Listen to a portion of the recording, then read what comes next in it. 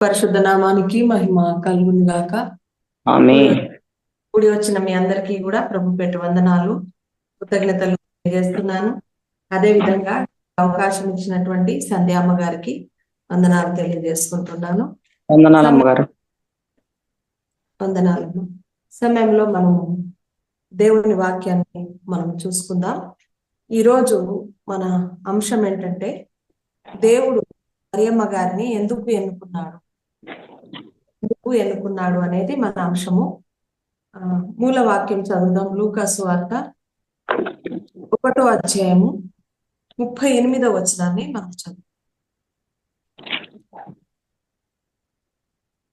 దేవుడు అందుకు మరియా, ఇదిగో ప్రభు దాసురాలను, నీ మాట చొప్పున నాకు జరుగును కాక అనెను. అంతట దూత ఆమె యొద్ద నుండి వెళ్ళెను. చాలు. దేవుని పరిశుద్ధ నామానికి మహిమ కలుగును గాక. ప్రార్థన చేస్తాం. కృపా కనికరములు కలిగిన గొప్ప తండ్రి, పరిశుద్ధాత్మదేవ, నీ పాదాలకు వందనాలు స్తోత్రాలు చెల్లిస్తూ ఉన్నాను యేసయ్య. అయా గొప్ప దేవుడవు, సజీవుడవు నాయన. ఈ వాక్యం ద్వారా మాతో ఏం మాట్లాడనే ఉన్నావు, సూటిగా తేటగా స్పష్టంగా మాట్లాడండి. మీ పరిశుద్ధాత్మ శక్తి స్థలంలో ఉంచి మీరు మాత్రమే మాట్లాడండి. యేసు నామంలో అడుగుచున్నాను తండ్రి, ఆమేన్. ఆమేన్. దేవుని మనకి మహిమ కలుగును గాక. మరి ఈ యొక్క వాక్య లేఖన భాగంలో మనం చూసినట్లయితే ఈరోజు అంశాన్ని గుర్తుపెట్టుకోండి. దేవుడు మరియమ్మ గారిని ఎందుకు ఎన్నుకున్నాడు అనేది మన అంశము. ఎందుకు ఎన్నుకున్నాడు? దేవుడు ఎవరినంటే వారిని, ఎట్లంటే అట్లా ఉన్న వారిని ఎప్పుడు కూడా ఆయన ఎన్నుకోడు. ఆయన ఎన్నుకున్నాడంటే, ఆయన సెలెక్ట్ చేశాడంటే గొప్ప క్వాలిటీస్ ఉన్నటువంటి వ్యక్తులను, గొప్ప వ్యక్తులను ఆయన మరి సెలెక్ట్ చేసుకుంటాడు. గొప్పది అని అంటే ఈ లోకంలో ఉన్నటువంటి భౌతికమైనటువంటి విషయంలో గొప్పవారిని కాదు, కానీ ఆత్మలో ఆయన చూసేటటువంటి దేవుడై ఉన్నాడు. అయితే మరి మరియమ్మ, నువ్వు ఏం చూసి ఆమెను మరి దేవుడు ఎన్నుకున్నాడు, ఆమెను మరి ఎలెక్ట్ చేసుకున్నాడు? ఏం చూసి అంటే, మరి ఎంతో మంది ధనవంతులు, గొప్ప గొప్ప వాళ్ళు, రాణులు, మరి అనేక మంది ఉన్నారు, అందగత్తెలు ఎంతో మంది ఉన్నారు ఆ ప్రపంచం మీద. కానీ కేవలం బీద కన్యకైనటువంటి మరియమ్మ గారిని ప్రభు గారు ఎందుకు ఎన్నుకున్నారంటే, ఇప్పుడు మనం చదివినటువంటి లేఖన భాగంలోనే మనకు అర్థమవుతుంది. చదవండి. అందుకు మరియా, ఇదిగో ప్రభు దాసురాలను, నీ మాట చొప్పున నాకు జరుగును గాక అనేను. ఏమైనా దేవుని బిడ్లారా, నీ మాట చొప్పున నాకు జరుగును గాక అని చెప్తుంది. అంటే ప్రభుదూత ప్రత్యక్షమై, అమ్మ నీకు శుభము, మరి దేవుడు నీ గర్భంలో జన్మించబోతున్నాడు, నువ్వు కన్యకగా, నువ్వు గర్భవతి కాబోతున్నావు అంటే ఆ బిడ్డ ఒక్క నిమిషము భయపడిపోయి తర్వాత ఆలోచన చేసుకొని, ప్రభు దాసురాలను నీ మాట చొప్పునే కానివ్వని అంటే విధేయత, దేవునికి విధేయత చూపించింది. అంటే పరిస్థితులు ఏమైతే అని కూడా ఆలోచించుకోలేదు. నేను గర్భవతినైతే ఎన్ని అవమానాలు, పెళ్లి కాక ముందుకే గర్భవతి అయిందని తల్లిదండ్రులు ఎంతగా దూషిస్తారో, తర్వాత వేరే వాళ్ళు, ఇరుగు పొరుగు వాళ్ళు ఏమనుకుంటారో, ఈ ప్రపంచం ఏమనుకుంటుందో, ఈ లోకం ఏమనుకుంటుందో, ఆమె అవి ఏమీ కూడా ఆలోచించలేదు. నా ప్రభు మాటకు నేను లోబట్టాను అంతే అని చెప్పి ఆలోచన చేసి ఆమె చెప్తున్న మాట ఏంటంటే, ఇదిగో నీ దాసురాలనయ్యా, నీ మాట చొప్పున నాకు జరుగును గాక. తగ్గింపు, ఆమెలో ఉన్నటువంటి విధేయత. ప్రియమైన దేవుని బిడ్డలారా, ఇది మంచి క్వాలిటీ. విధేయత చూపించడం తండ్రికి, విధేయత చూపించడం పిల్లలుగా మనందరికీ కూడా ఇది మంచి క్వాలిటీ. చాలా మంది ఉన్నారు ఈ ప్రపంచంలో, అవునా? ఎంతో మంది ఉన్నారు, కానీ దేవుడు మరి ఎందుకు వారిని వాడుకోలేదంటే, వారిలో విధేయత లేక, లోబడే తత్వము లేక కదా. లోబడే తత్వం, ఇప్పుడు సంధ్యామ్మ గారు ఉన్నారు ఉదాహరణకి, ఎంతో మంది ఉన్నారు జోమ్లో, మరి ఆమె ఎందుకు లీడ్ చేస్తుంది ప్రోగ్రామ్? ఆమెనే ఎందుకు ఈ బాధ్యత తీసుకున్నది? మరి విక్టర్ బాబు గారే ఎందుకు ఈ బాధ్యతను తీసుకున్నారంటే, ఎవరైతే ఆయన పని కొరకు లోబడి సమర్పించుకుంటారో వారికి పని అప్పగిస్తాడు దేవుడు, తప్పకుండా వారికి అప్పగిస్తాడు. ఎన్ని కష్టాలు వచ్చినా, ఎన్ని కన్నీళ్ళు వచ్చినా, ఎన్ని బాధలు వేదనలు వచ్చినా ఆయన పనిలో ముందుకు సాగే వాళ్ళని దేవుడు ఎన్నుకుంటాడు. ప్రియమైన దేవుని బిడ్డలారా, ఎన్నిక ఎలక్షన్ కాదు, సెలక్షన్. ఆయన ఎలక్షన్ లేకుండానే, అంటే ఇప్పుడు ఎన్నికలు అయితే అందరు ఓటేసి ఎన్నుకుంటారు నాయకులు. అది ఓట్లు, దొంగ ఓట్లు పడవచ్చు, మంచి ఓట్లు పడవచ్చు, ఎట్లయినా మోసం చేయొచ్చు. కానీ యేసు ప్రభు ఎలక్షన్ లేకుండానే సెలెక్ట్ చేసుకున్నాడండి మరియమ్మ గారు. ఆయన ఇష్టపూర్తిగా మరియమ్మ గారి గర్భంలో రావడానికి ఆయన ఇష్టపడ్డాడు. అంటే ఆమెలో ఉన్నటువంటి దీనత్వం, విధేయత, లోబడేటటువంటి తత్వము ఆయన చూశాడు. ప్రియమైన దేవుని బిడ్డ, ఈ రోజు ఒక విశ్వాసి అయినా, ఒక దేవుని సేవకురాలుగా ఉన్నా, సేవకుడిగా ఉన్నా, నీలో ఉన్నటువంటి విధేయతను దేవుడు చూస్తున్నాడు. ఎవరైతే లోబడతారో వారి చేత తన పనిని జరిగించుకుంటాడు. ఆయన తన పని చేయడానికి తను చెప్పిన మాట విన్న వాళ్ళని, తన కోసం లోబడ్డ వాళ్ళని ఆయన ఏర్పాటు చేసుకుంటాడు. ప్రియమైన దేవుని బిడ్డలారా, విధేయత లేని వాళ్ళను, మాటకు లోబడనటువంటి వ్యక్తులను ఆయన ఏర్పాటు చేసుకోడంటే చేసుకోడు. తండ్రి కూడా అంతే కదా, తన మాట వినే బిడ్డను పిలిచి పని చెప్తాడు. మాట వినని పిల్లలకి చెప్పలేడు. ఎందుకంటే ఎవరైతే నా మాట వింటారో, దాన్ని సమర్థవంతంగా చేస్తారో వారికి అప్పగిస్తానంటాడు. అదేవిధంగా దేవుడు కూడా ఈ బిడ్డ యొక్క విధేయతను చూశాడు. చూడండి, ఆమె ఎన్ని తర్వాత ఏమన్నా జరగని నా జీవితంలో ఏం జరుగుతుందో అనుకుంది, ఫస్ట్ భయపడింది. కానీ ఆమె ఏం చెప్తుందంటే, ఇదిగో ప్రభు దాసురాలను, నీ మాట చొప్పున నాకు జరుగును గాక. అయ్యా, నీ మాట నా జీవితంలో నెరవేరును గాక. అయ్యా, నీ మాట నా జీవితంలో జరుగును గాక తండ్రి. ఏం జరిగినా నీ చిత్తం, ఎందుకంటే ఏది జరిగినా నాకు శుభమే, శుభము అగును గాక అన్నాడు. ఫస్ట్ దూత వచ్చి నీకు శుభము మరియమ్మ గారు నీకు శుభం అంటే ఆమె ఎంతో సంతోషించింది. తర్వాత గర్భవతి అయితే ఉన్నప్పుడు చాలా షాక్ అయిపోయింది. కానీ మళ్ళీ ఒక నిమిషం తర్వాత, అవునయ్యా, నీ దాసురాలనయ్యా, నీ మాట చొప్పునే నాకు జరగని గాక, ఏమన్నా గాని ఎవరేమన్నా అనుకొని అని చెప్పి విధేయత చూపించింది. ప్రియమైన దేవుని బిడ్డలారా, అందుకనే మరియమ్మలో ఉన్నటువంటి విధేయతను దేవుడు చూసి ఆమెను ఎన్నుకున్నాడు. Number 1 point. రెండోది ఏంటంటే, ఆమెలో ఉన్నటువంటి తెగింపును చూశాడు. తెగింపు అంటే దేనికైనా సరే తెగబడినటువంటి మనస్తత్వం, దేనికైనా సరే రోషంగా నిలబడేటటువంటి మనస్తత్వాన్ని ప్రభు చూశాడు ఆమెలో. ప్రియమైన దేవుని బిడ్డలారా, తెగింపు నీకుందా దేవుని కోసం? ఈరోజు తెగించి ప్రభు దగ్గరికి వచ్చిన వాళ్ళు ఎంతమంది ఉన్నారు ఈరోజు? ఏమైనా సరే నా జీవితంలో, ఎవరేమనుకున్నా సరే, బంధువులు ఏమనుకున్నా సరే, చుట్టాలు ఏమనుకున్నా సరే, కులం ఏమైపోయినా సరే, నా కొలీగ్స్ ఏమనుకున్నా సరే, నేను క్రైస్తవునని ప్రకటించుకుంటాను, నేను యేసే బిడ్డనని ప్రకటించుకుంటాను, నేను ఆయన కోసమే బ్రతుకుతానని ప్రకటించుకుంటాను, ఆయనే నా ఆధారం అని చెప్పి నువ్వు తెగిస్తున్నావా? ఈరోజు తెగించడానికి ముందుకొచ్చావా ప్రభు కోసం? తెగించినటువంటి వ్యక్తులు ఎంతో మంది బైబిల్లో కనిపిస్తున్నాడు. ప్రియమైన దేవుని బిడ్డలారా, ఈ బిడ్డ కూడా తెగించింది కనుకనే చెప్పింది, నీ మాట చొప్పున జరగని గాక, తర్వాత సంగతి ఏమన్నా కానీ నేను చూసుకుంటానంటే మాట్లాడు. అని మరి బైబిల్లో కూడా చాలా మంది, ఇంకొక మరియమ్మ కూడా యేసు ప్రభు పునరుద్ధాన దినం రోజు వెళ్ళింది, తెగించి వెళ్ళింది సమాధి దగ్గరికి, ఎవరేమన్నా అనుకోని. అప్పుడు అక్కడ వెళ్ళి ఏడుస్తా ఉంటది. నా ప్రభువును ఎక్కడ దాచిపెట్టిరో చెప్పండి, నేను ఎత్తుకుపోతా అంటదండి. ఒక స్త్రీ యొక్క ధైర్యం, సాహసం చూస్తే భయం వేస్తుంది కొన్నిసార్లు. ప్రియమైన దేవుని బిడ్డలారా, ఎందుకంటే చనిపోయినటువంటి శవము బరువుగా ఉంటది. ఆయన లేచిండని ఆమెకు తెలియదు, కానీ ఆమె అంటది, నా ప్రభువును ఎక్కడ పెట్టిరో చెప్పండి, నేను ఎత్తుకొని పోతా అంటది. చూడండి, యోహాను సువార్త 20:15. యోహాను 20:15. యేసు, అమ్మ, ఎందుకు ఏడుస్తున్నావు?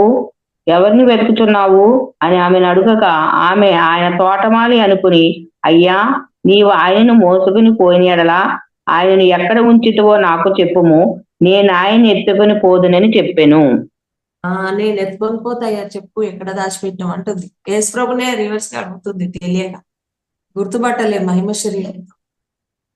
తోటమాలి అనుకుని యేసయ్య తిరిగి లేచిన రోజు, పునరుద్ధాన దినం రోజు, ఆయన ఎక్కడ పెట్టిరో చెప్పండి, నేను ఎత్తుకపోతాను. రాజులకు, రాజ్యాలకు, ఆ శత్రువులకు భయపడలేదండి. ఆ శవాన్ని నేను తీసుకెళ్తానని చెప్తుంది. ఎంత ధైర్యం! అదే ధైర్యము మరి అరిమతు యోసేపు గారు కూడా చేశారు. 19వ అధ్యాయము యోహాను సువార్త 19:38 చూడండి. యోహాను సువార్త అటు 19:38. తరువాత యూదుల భయము వలన రహస్యంగా యేసు శిష్యుడైన అరిమతయ్యను యోసేపు తాను యేసు దేహమును తీసుకొని పోవుటకు పిలాతు నద్ద సెలవడిగెను. పిలాతు దగ్గరికి వెళ్ళి అడిగాడండి అరిమతు యోసేపు. అరిమతు యోసేపు ఎవరు అంటే రహస్య శిష్యుడు. యేసు ప్రభువును రహస్యంగా ప్రేమించిన వ్యక్తి. అసలు యేసు ప్రభుకు తెలియదు ఆయన ఆయన ఆయన ఉన్నంతసేపు అసలు బయటపడలేదండి. ఆయన చనిపోయిన తర్వాత, ఆయన సిలువలో మరణించిన తర్వాత ఆ శవాన్ని నేను తీసుకెళ్తా నాకు ఇవ్వండి, అధికార లాంఛనాల ప్రకారంగా నేను పాతి పెట్టుకుంటా నాకు ఇవ్వండి అని తెగించి వచ్చాడండి అరిమతు యోసేపు. అంటే ప్రాణాలకు తెగించి వెళ్తే వాళ్ళు పట్టి చంపుతారు.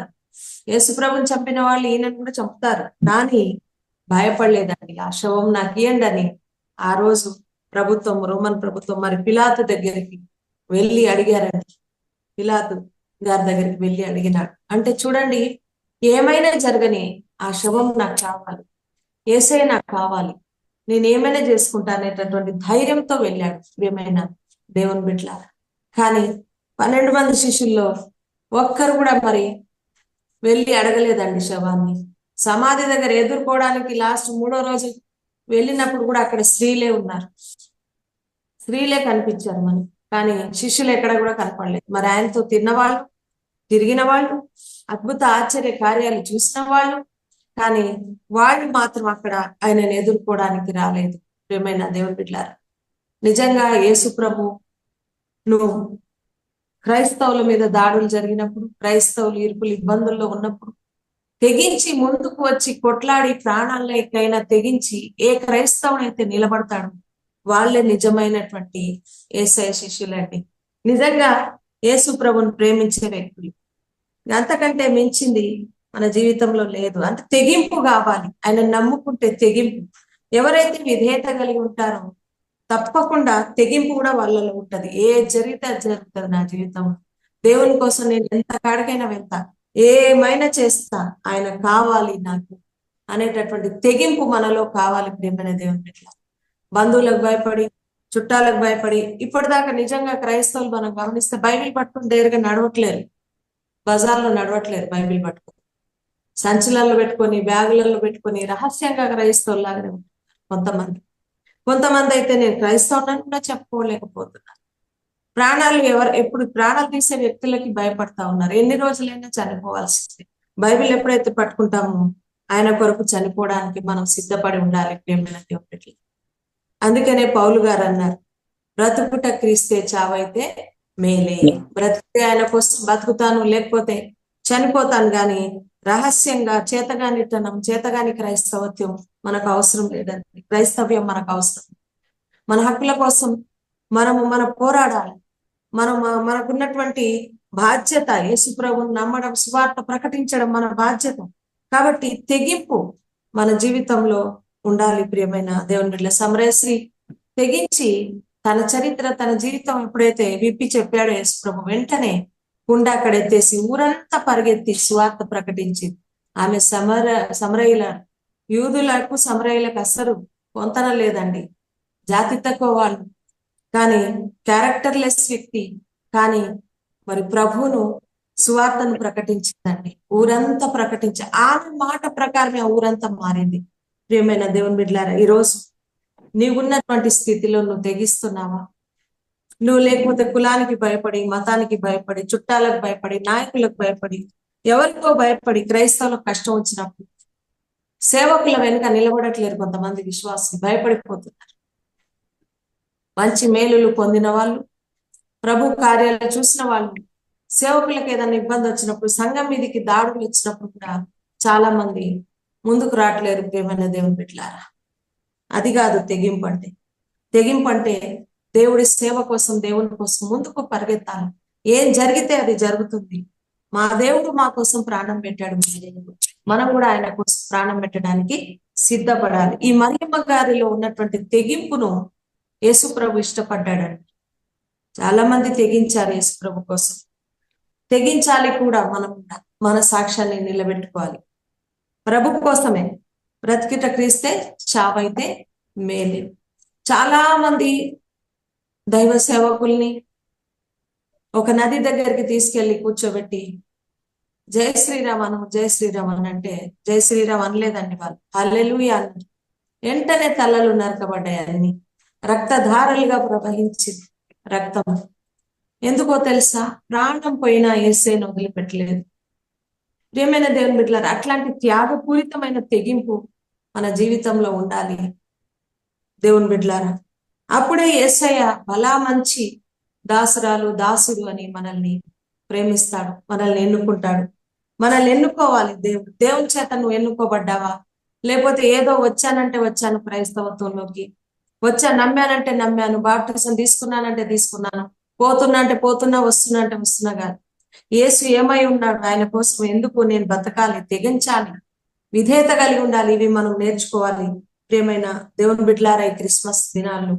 మూడోది ఏంటంటే చూడండి, లూకా 1:48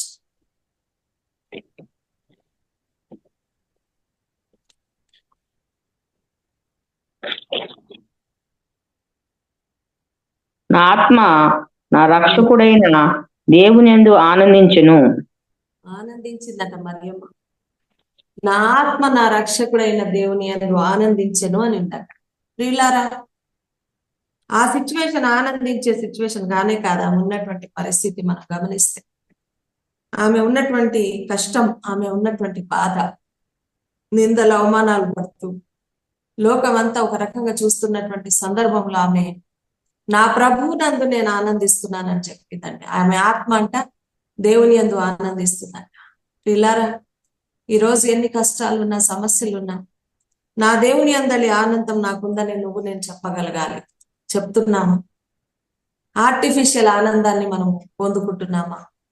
ఈ క్రిస్మస్ సందర్భాల్లో కూడా మనం చూస్తే చాలా మంది డాన్సులు, హంగామా, మరి నాటికలు, మరి అంటే అవి తప్పని నేను అనట్లేదు, కానీ వాటి యందు క్రిస్మస్ వచ్చినప్పుడు మాత్రం చాలా హ్యాపీగా ఫీల్ అవుతున్నారు. ఆ తర్వాత మరి యేసు ప్రభునందు ఆనందిస్తున్నారా? ఆనందంగా చర్చికి వస్తున్నారా? వాక్యం చదివినప్పుడు ఒక సంతోషం మీ హృదయంలో కలుగుతుందా? ప్రార్థన చేసినప్పుడు ఒక టానిక్ తాగినంత బలం నీకు వస్తుందా? ఒకసారి గమనించుకోవాలి ప్రియమైన దేవుని బిడ్డల. ఆనందం అంటే క్రిస్మస్ మాసంలోనే ఆనందం కాదండి, ఎప్పుడు ఎల్లప్పుడూ. ఫిలిప్పీ పత్రికలో 4:4 ఎల్లప్పుడూ ఆనందించుడి, మరలా చెప్పుదును ఆనందించుడి. ఒక మాట 2 సార్లు చెప్పారంటే అది దేవుడి మాట, పర్ఫెక్ట్ గా మనం అది చేయాల్సింది. మరలా చెప్పుదును ఆనందించుడి అన్నాడండి అక్కడ. ప్రియులారా, మరి ఎన్ని బాధలు, వేదనలు ఉన్నప్పటికీ, ఏ సమస్యలు నీ జీవితంలో చుట్టుముట్టినప్పటికీ, ఓన్లీ క్రిస్మస్ లోనే ఆనందం కాదు, ఎప్పుడు కూడా మన ప్రభునందు మనం ఆనందించే మనము ఉండాలని దేవుని వాక్యం మరియమ్మ ద్వారా మనం తెలుసుకుంటున్నాం. నా ఆత్మ నా ప్రభునందు ఆనందిస్తుంది అంటున్నాం. చూడండి ఎంత సంతోషమైనటువంటి మాట. 4వ మాట చూద్దాం, 1:42. స్త్రీలలో నీవు ఆశీర్వదింపబడిన దానవు, నీ గర్భఫలమును ఆశీర్వదింపబడును.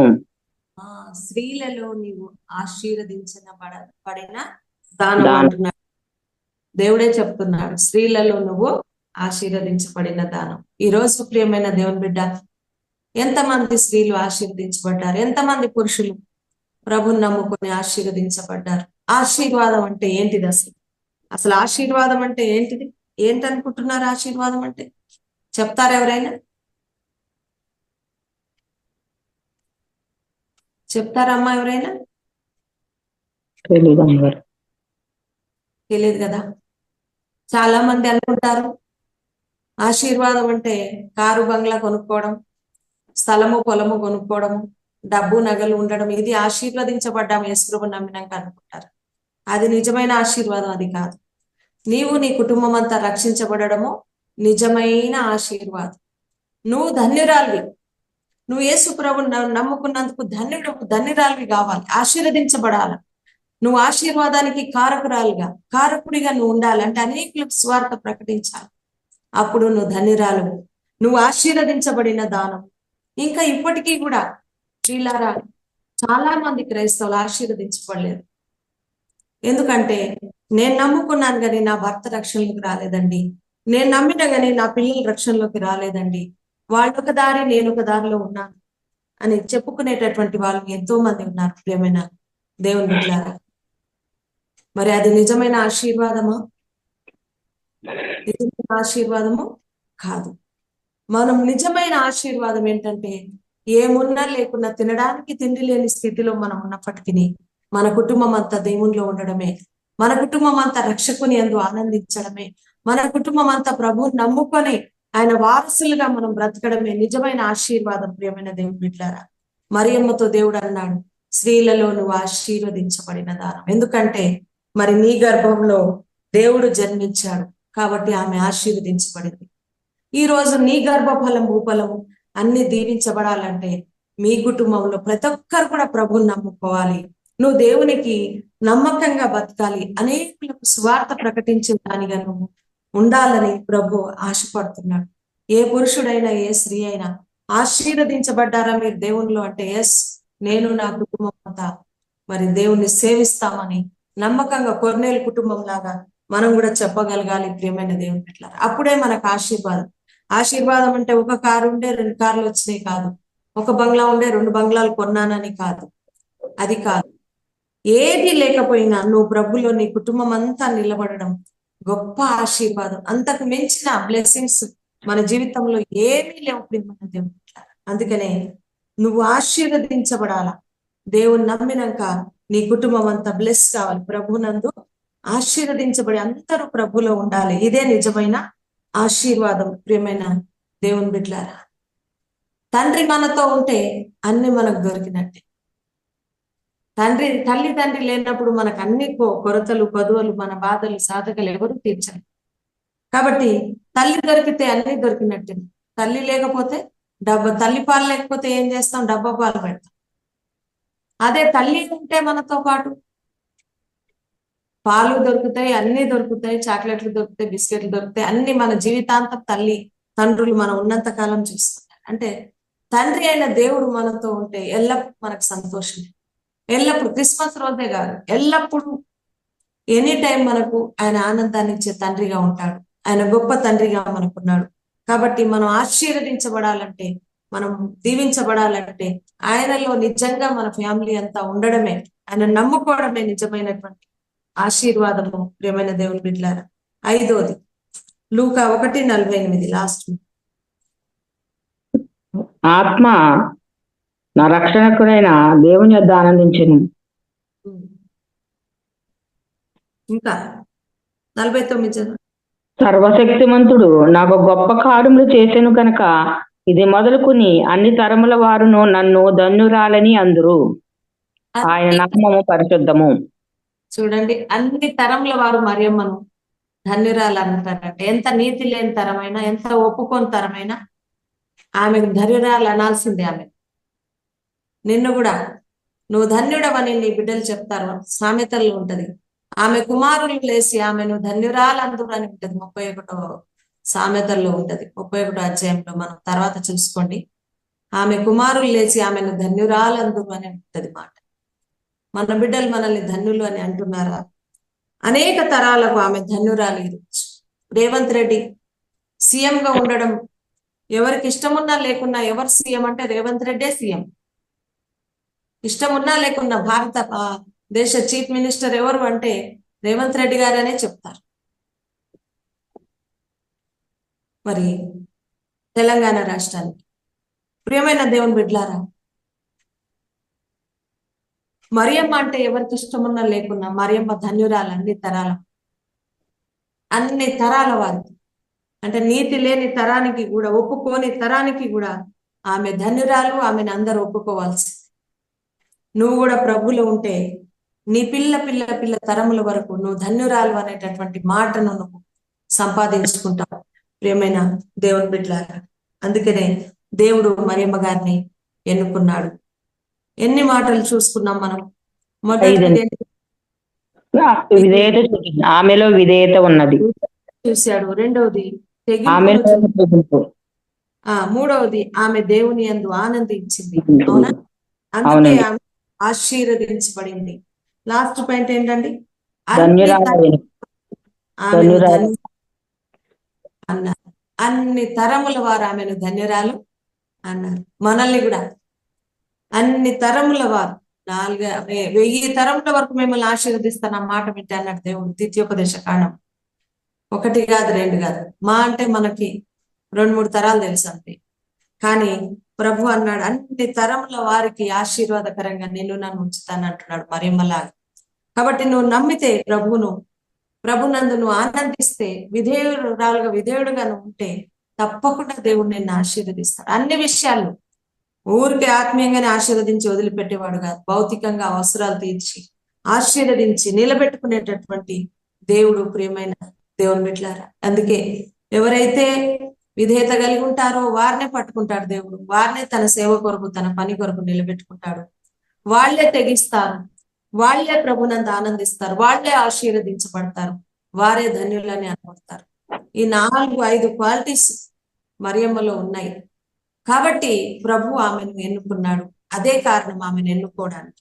మరి ఎంతో మంది గొప్ప వాళ్ళు, ధనవంతులు ఎంతో మంది ఉన్నారు, కానీ వారిని దేవుడు ఎన్నుకోలేదు. మరి బైబిల్ గ్రంథంలో చూసినట్లయితే మరి క్రిస్మస్ లో ఎన్నుకోబడ్డ వాళ్ళందరూ కూడా జ్ఞానులు గాని, తర్వాత గొల్లలు గాని, యోసేపు గాని, మరియమ్మ భర్త గారు యోసేపు గాని, వీళ్ళందరూ ధన్యులే. ఎందుకంటే వీళ్ళందరూ ప్రభు మాటకు లోబడ్డారు. ప్రియమైన దేవుడు, గొల్లలు కూడా ప్రకటించారు, వెంటనే వెళ్ళి ప్రకటించినట్టుగా మనం చూస్తాం. అంటే వాళ్ళు లోబడ్డారు, దేవుని మాటకు తిరుగు మాట్లాడలేదు. ఇక దేవుని కోసం మనం కూడా ఈరోజు దేవుని కొరకు నిలబడదాం, విధేయత కలిగిన మన జీవితాల్లో ఆయనను ఆహ్వానిద్దాం. అదే నిజమైన క్రిస్మస్. కొద్ది మాటలు దేవుడు తన వెనుకల్లో దీవించి ఆశీర్వదించుగాక. ఆమేన్. ఆమెన్. ఉదయకాల సమయంలో చక్కటి మాటలు చెప్పిన అమ్మగారికి వందనాలండి. మరి దేవుడు మరి అమ్మగారిని ఎందుకు ఎన్నుకున్నాడు, ముఖ్య అంశం ఏంటంటే దేవుడు మరి అమ్మగారిని ఎందుకు ఎన్నుకున్నాడే అంశం తీసుకుని మరి ఆమెలో విధేయత నిజమేనండి. మరి దేవదూత వచ్చి చెప్పినప్పుడు మరి భయపడింది ఫస్ట్, అయినప్పటికీ తర్వాత మరి ఇదిగో ప్రభు దాసురాలను నీ మాట చెప్పున జరుగును గాక అన్నదండి. నీ మాట చెప్పునే మరి జరుగును గాక అని విధేయత చూపించింది మరియా. మరి తర్వాత రెండోదేమో ఆమెలో తెగింపు. మరి నిజంగా నాడు తెగింపు గుణం లేకపోతే ఈ రోజు మరి రక్షకుడు పుట్టి ఉండేవాడు కాదండి. ఎవరేమనుకున్నా పర్వాలేదు, నిందలు వచ్చినా అవమానాలు వచ్చినా ఏమొచ్చినా పర్లేదు, నేను పరిశుద్ధమైన దేవునికి జన్మనిస్తానని ఆ రోజు మరి అమ్మ మరి తెగించి ముందుకు వచ్చింది. కాబట్టి ఈ రోజు మరి ఈ జన్మదిన పుట్టిక వేడుకలు మనం ఘనంగా జరుపుకుంటున్నాము. మరి మూడవదిగా ఆమె దేవుని ఆత్మయందు ఆనందించింది, దేవుని యందు ఆమె సంతోషించిందండి, ఆనందించిందని మరి చెప్పి ఉన్నారు. తర్వాత ఆమె ఆశీర్వాదింపబడిందండి, ఆశీర్వాదం పొందుకుంది. తర్వాత మరి ధన్యురాలు, అన్ని తరముల వారికి ధన్యురాలు అయిందనమాట. మరి ధన్యురాలైన స్త్రీగా ఎవరు కనపడుతున్నారంటే పరిశుద్ధమైన స్త్రీగా మరి అమ్మగారు కనపడుతున్నారు. అందుకే మరి ఇన్ని లక్షణాలు, ఇన్ని క్వాలిటీస్ ఉన్నాయి కాబట్టి దేవుడు మరి అమ్మగారిని ఎన్నుకున్నాడని చక్కగా మరి క్రిస్మస్ గురించి మరి జ్ఞానులు మరి అలాగే గొర్రెల కాపర్లు మరి యోసేపు గారు ఎంతగానో మరి వాళ్ళు కూడా దేవునికి ఎంతో త్యాగం చేస్తున్నారు, క్రిస్మస్ లో పాలు పొందుకున్నారని చక్కగా వివరించిన మన అమ్మగారికి మరి ఒకసారి వందనాలు అమ్మగారు, చక్కటి మాటలు వివరించారు. టైం చాలా అయిపోయింది కాబట్టి ముగింపు ప్రార్థన చేసి ఆశీర్వాదం ఇచ్చేయండి అమ్మగారు.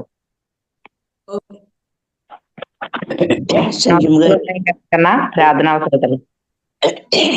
మా మేనల్లుడు అంటే ఇంటర్వ్యూకి వెళ్ళాడంట, కొంచెం ప్రార్థన చేయండి. అలాగండి, అలాగే. వరలక్ష్మి గారు మేనల్లుడు ఇంటర్వ్యూకి వెళ్ళాడంటండి, ఆ ఇంటర్వ్యూలో సెలెక్ట్ అయ్యేలాగా ప్రార్థనలో పెట్టండి అమ్మగారు. ఓకే. కృపా కనికరములు కలిగిన గొప్ప తండ్రి, పరిశుద్ధ ఆత్మదేవ, మీ పాదములకు వేలాది కోట్ల స్తోత్రాలు చెల్లిస్తున్నాను డాడీ. దేవా, నువ్వు మంచి దేవుడవు, గొప్ప దేవుడు యేసయ్యా. నిన్ను మించిన దేవుడు, నిన్ను మించిన రాజు ఈ లోకంలో లేడు డాడీ. నిజంగా ప్రభా, మరియమ్మ గారిని మీరు ఎన్నుకున్న విధానాన్ని బట్టి ఆయన లేని స్తోత్రం. మమ్మల్ని కూడా మీరు ఎన్నుకోండి, అలాంటి అర్హతలు మాకు దయచేయండి. నీ కోసం తెగించి విధేయత కలిగి ఆశీర్వదించబడి నీలో ప్రభా ఫలించే బిడ్డగా, ధన్యురాలుగా అనిపించుకునే మాట మాకు దయచేయండి ప్రభా. ఈ లోకంలో ఏది సంతోషం కాదు, నీలో ఆనందించడమే మాకు కావాలి తండ్రి. నీ కృప కావాలి యేసయ్యా. ఈ సహాయం దయచేయి. సార్వత్రిక సంఘాన్ని మీరు దీవించండి, కూడి ఉన్న ప్రతి బిడ్డను మీరు ఆశీర్వదించండి. ఆశ కలిగి నీ వాక్యం కోసం, నీ మాటల కోసం ఎంతమంది బిడ్డలైతే పాల్గొన్నారో వారందరినీ దీవించండి. ప్రత్యేకించి వరలక్ష్మి గారిని వారి మేనల్లుడు ప్రభా మరి ఆయా ఇంటర్వ్యూకి వెళ్ళారని వింటున్నాం. మీ చిత్తమైతే ఇంటర్వ్యూలో సెలెక్ట్ అవుటకు మీరు సహాయం చేయండి. ధైర్యం దయచండి. ఆ బిడ్డ ఏది మాట్లాడినా మీరు మాట్లాడండి. ఆ బిడ్డ పక్షాన నిలబడి కార్యము జరిగించండి. ఆ స్థలంలో అధికారులను నాయకులను మీ ఆధీనంలో ఉంచుకోండి ప్రభా. ఏ అధికారులు తండ్రి ఎవరైతే ప్రభా ఇంటర్వ్యూ చేస్తున్నారో వారిలో మీరు ఉండండి తండ్రి. కార్యం జరిగించమని అడుగుతున్నాం.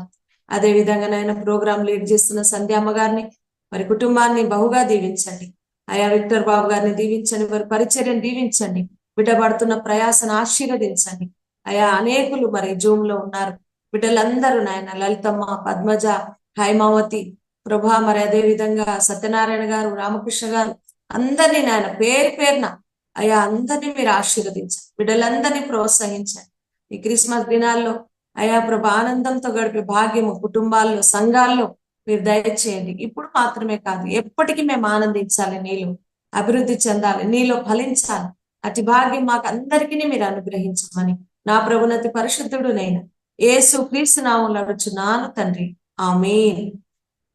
మన పరమ తండ్రి అయిన దేవుని యొక్క ప్రేమ, కుమారుడైన యేసు క్రీస్తు యొక్క కృప, పరిశుద్ధాత్మ అన్య సహవాసము సకల కూడి ఉన్న ప్రతి ఒక్కరి పైనను లోకంలో ఉన్న సకల పరిశుద్ధుల ప్రాముఖ్యంగా సార్వత్రిక సంఘం సదాకాలము తోడై ఉండును గాక.